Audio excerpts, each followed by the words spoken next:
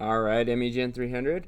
We're back again to talk today a little bit about your third design challenge and how we're going to control high-powered devices with DAC and the DAC and LabVIEW. So, what you're being asked to do for your third design challenge, you might call it a technical challenge, is we're going to be building a tabletop oven similar to an easy bake oven where we have a light bulb that heats up an insulated box and gets hot enough that we can bake delicious treats inside of the box. We'll be using LabVIEW to control this oven, and we want this oven to have an extremely precise temperature control, so we'll implement PID control to control the temperature inside of the oven, keep a really consistent cookie baking temperature inside of there. All right, so a couple of other design requirements associated with this. Your oven has to be big enough to hold a 3-inch diameter, 1-inch deep baking pan. We'll give you some cookie dough that can fit in there, and you need to be able to put that into your oven so you can bake your cookie. It should bake the treat at 350 degrees Fahrenheit, and it should be safe to operate. So that means it shouldn't be too hot on the outside, so we'll want to have enough insulation that the outside of your oven's not getting very, very hot. And we need to make sure all of your electrical systems are safe for the current and voltage requirements that you'll be using of your heater.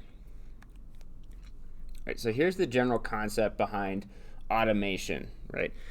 We have a process variable, which is whatever physical variable we want to control out in the world. In this case, it'll be your temperature, right? And we have an instrument that measures what the current value of the process variable is, right? And it tries to change the process variable to reach what's known as a set point, right? Which is whatever you want the process variable to be. So in our case, the process variable is going to be the temperature inside of the oven. Our set point will be 350 degrees Fahrenheit because we want the oven's temperature to be 350.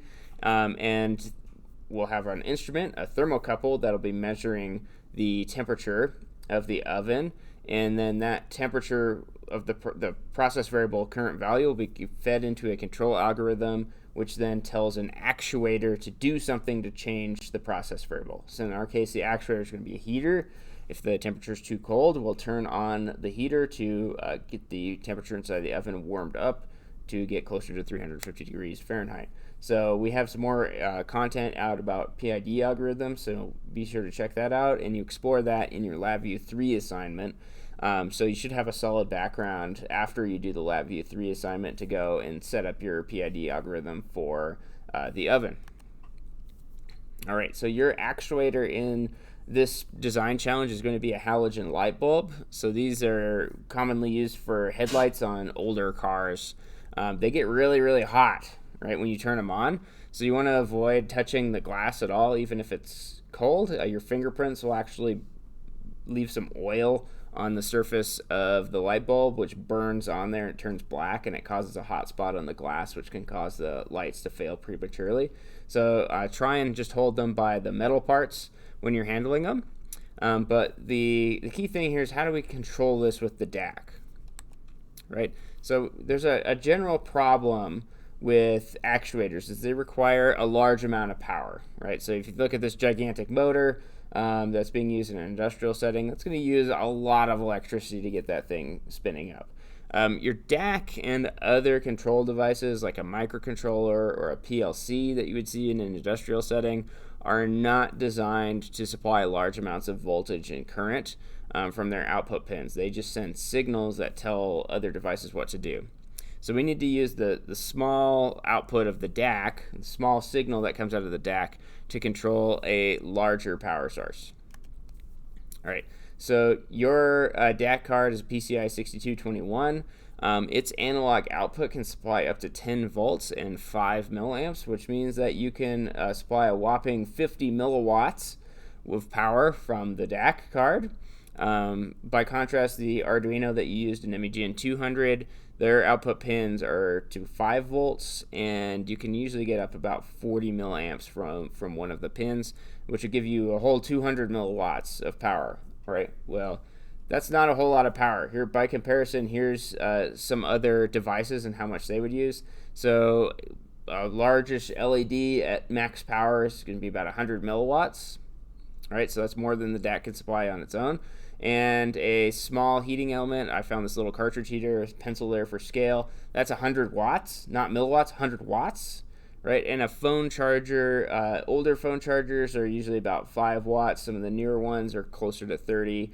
They do go a little higher. They're always getting a little higher power, so you can charge batteries faster.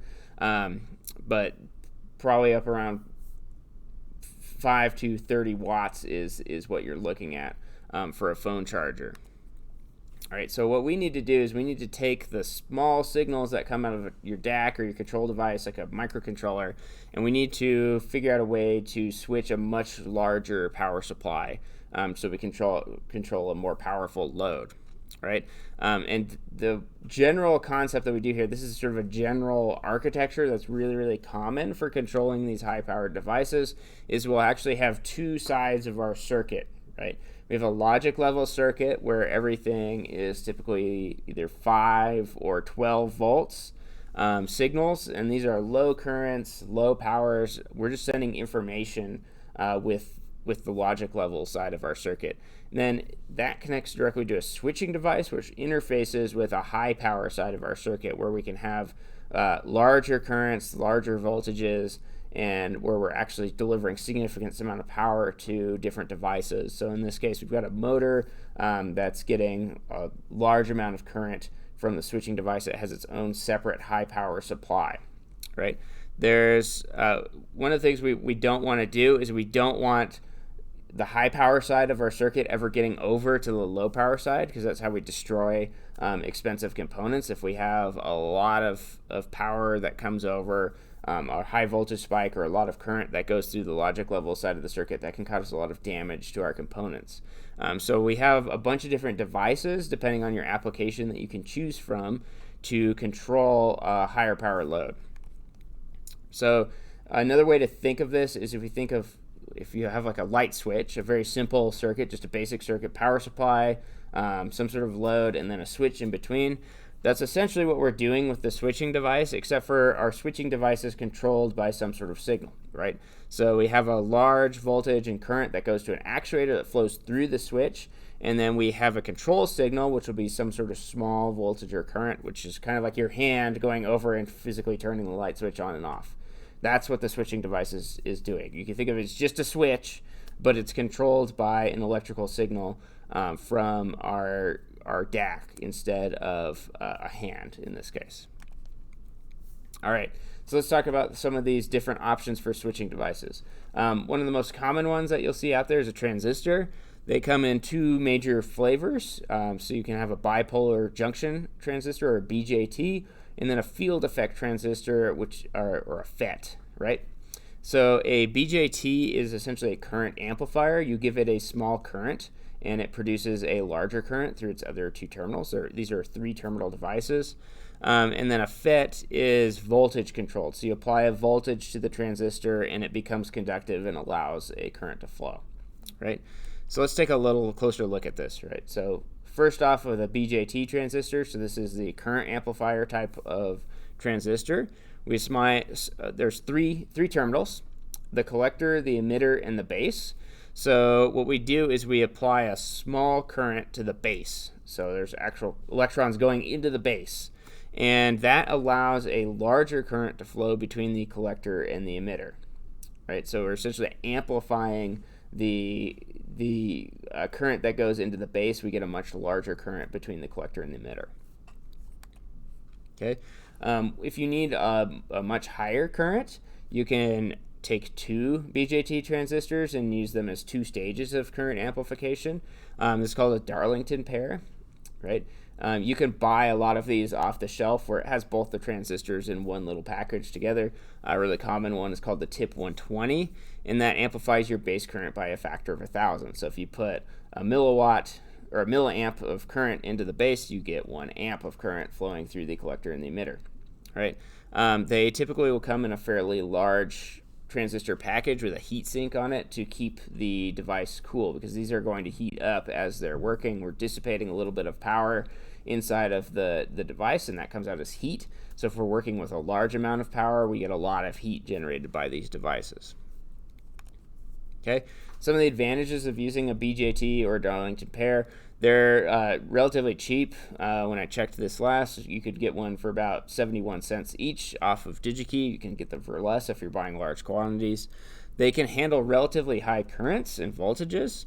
They are designed to work with common logic level signals. So your 5-volt signal from a microcontroller, or maybe a 12-volt. You can buy transistors that are designed to work with different logic levels, and they'll turn on with a relatively small voltage. You can throttle an analog current with a BJT transistor, which is kind of nice, right? So it's a current amplifier, so you can control how much current's going into the base, and you'll get a proportional amount of current out through the collector and the emitter, right? So that allows you to actually truly throttle a device. It's not just a strict on-off switch. You can actually turn it like halfway on and get half the current that you would at full load.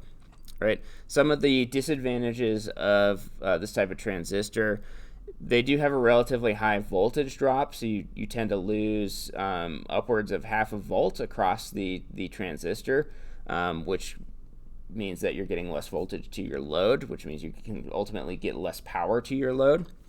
They get hot also, right? So these transistors do dissipate heat inside of them, and they're going to get quite warm when they're operating.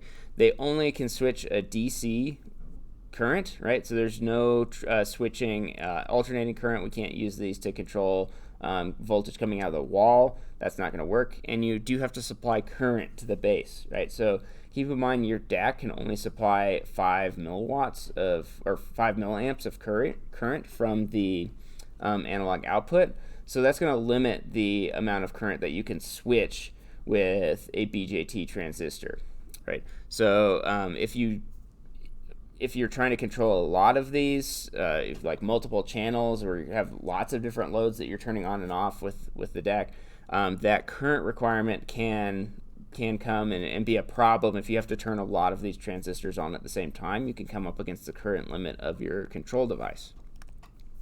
So one of the solutions to this problem is you can use a different type of transistor. So this would be a field effect transistor, or a FET, and one of the most common flavors of FETs is called the MOSFET. Right, so that's metal oxide semiconductor field effect transistor.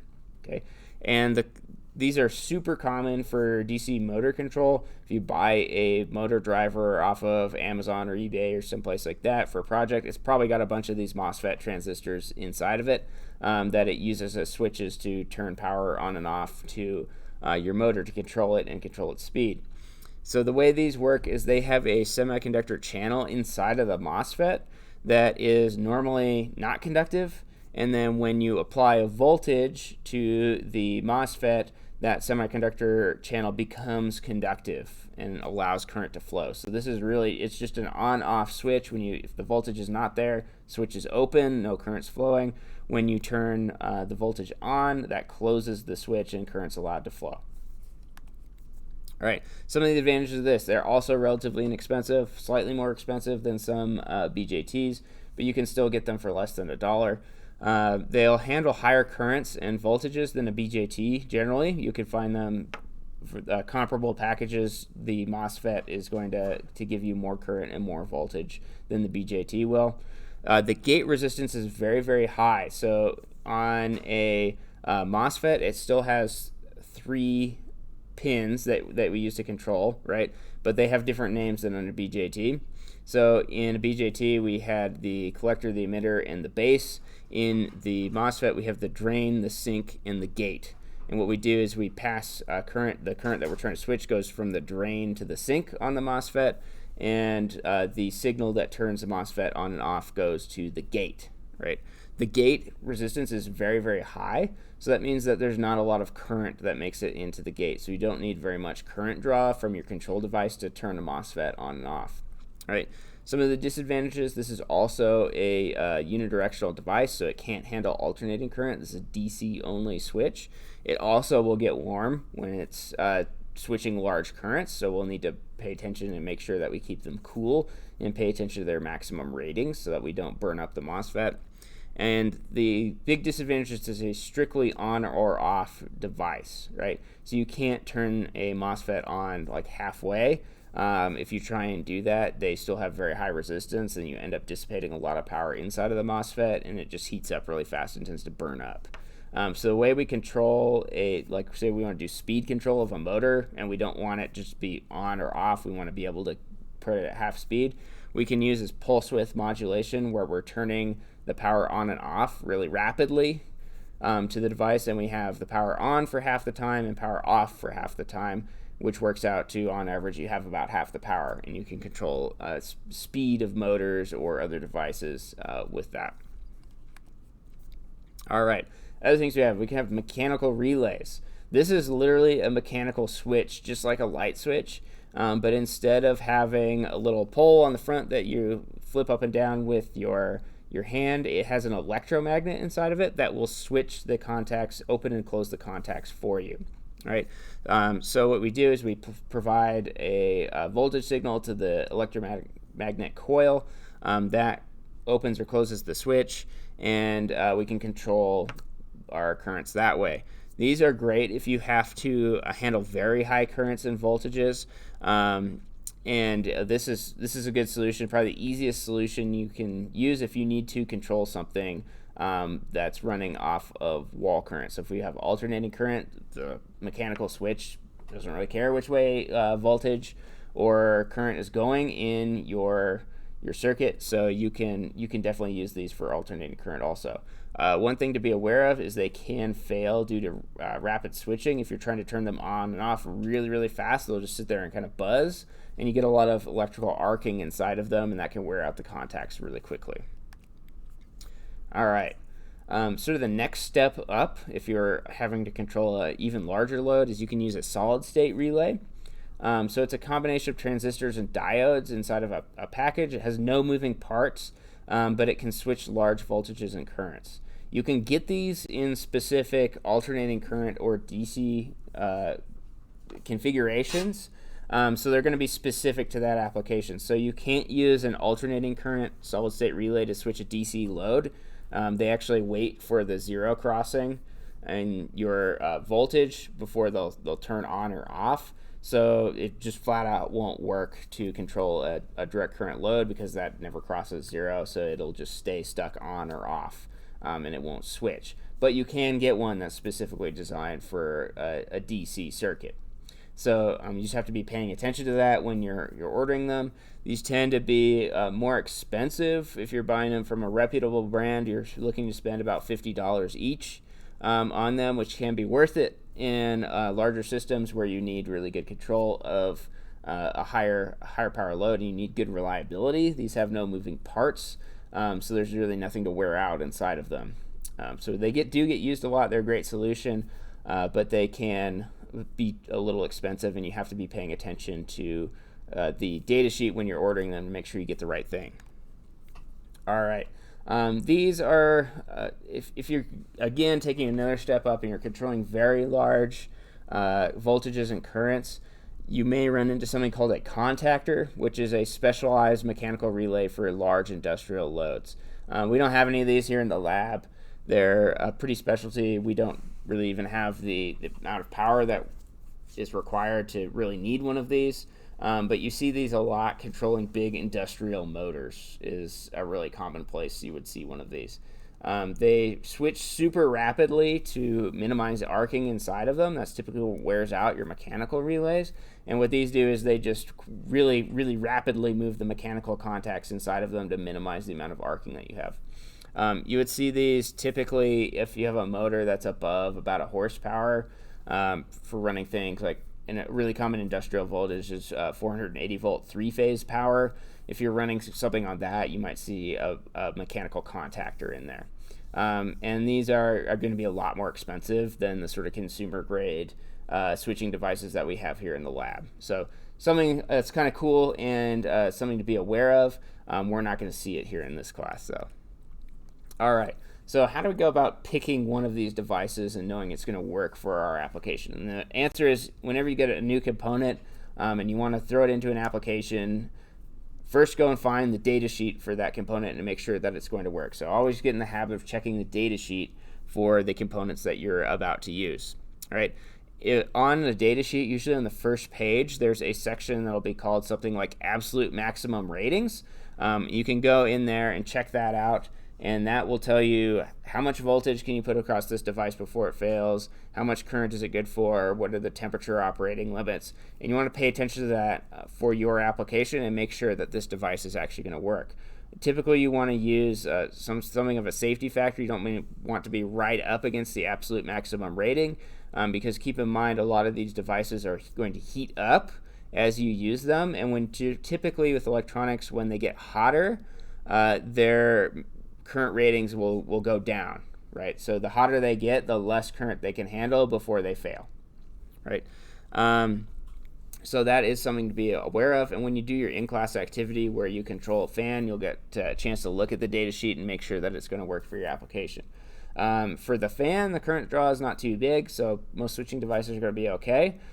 When you are doing your easy bake oven, you want to be paying attention to those ratings, because you are drawing a significant amount of voltage and current through your switching device, and some of the devices that we have here in the lab do have a tendency to get really hot after you use them for a while and just go up and smoke and stop working. So do be paying attention to that when you are selecting your switching device. All right. So what you guys are going to be doing is controlling a computer fan with your DAC and one of these switching devices. So you'll need to supply voltage to the fan from your DC power supply on your bench top, right? The DAC is not going to be able to output enough current to get the fan to spin, so we'll have to use a switching device to control that higher power circuit and turn that on and off with the DAC, so we can control the fan that way. All right. There's a couple of different devices that you can choose from to control your fan. You can choose either a mechanical relay or a MOSFET. All right. If you pick a mechanical relay, we have these in pre-wired modules that are ready to go. It'll probably look something like this. It may look slightly different, but it should have all the same connections. And you notice it's got two sides here. So down on the bottom, that's our logic level side of our circuit. So that's where we have a signal, and we have a little bit of power that has to go to this board also, right? So your signal is going to come from your DAC's analog output. So you'll generate an analog voltage that will tell the relay to close. You also have to supply it with a constant 5 volts and ground, 0 volts. The little electromagnet inside of the relay actually takes a fair amount of current to get it to switch the relay open and close. So we actually, if you look really closely on the board, there's actually a transistor there. So your DAC is activating the transistor, which then switches a little bit bigger current to activate the relay, which then finally closes the really big current that actually goes to your fan and turns that on. So that's why you need the 5 and the 0 volts to this board. Up top is where your load gets connected. You notice you've got 3 terminals. They're labeled NC, COM, and NO. So NC stands for normally closed, which means that when the relay is off or there's no current going to the relay, that switch is closed. So the load, any load that would be connected to that would be on, right? Then COM is a common terminal between both of the contacts, and NO is normally open. So that switch is open, so it's not allowing any current to flow between COM and NO when the switch is, or when there's no signal going to the relay to tell it to close. Okay, so the way you would use that is you would want your NO and COM terminals in series with your high power supply and your load to be able to control the load that way. Remember, it's just a light switch inside of it. It's like a physical mechanical switch inside of there. So it needs to be in series with the load so that it can open and close that circuit and control the current that's going to your load. Right? And that's what the circuit for that is going to look like right there. So you've got signal going through the coil, and then your COM and your NO are in series with your fan and your power supply. All right. A MOSFET has a little bit different board associated with it too. So the way this works is it's still got the signal and then the 5 volts and ground pin on there. So you'll hook those up the same way you would with the mechanical relay. Signals coming from the analog output on your DAC, 5 volts coming from your DC power supply, and then you have to also reference the board to ground. And then on your on top here, your high power side, there's 2 terminals where you hook up the power supply. right? So your 12 volts and your ground just go straight into there, and then the load, the positive and negative leads, go into the V plus and the V minus terminals on those MOSFET modules, right? And when you apply a analog voltage out to the signal pin there, it should close, the MOSFET should turn on, and your fan should start spinning. All right, so those are that's our pointers over the fan activity and a little bit of background on your Easy Bake Oven. So hopefully you find that helpful. As always, you can swing by the lab and ask questions. I'll also post these slides in the YouTube description so you can download them, and it might make it a little easier to see some of the circuit diagrams and take a look at the datasheet slide also. Swing by if you've got any questions.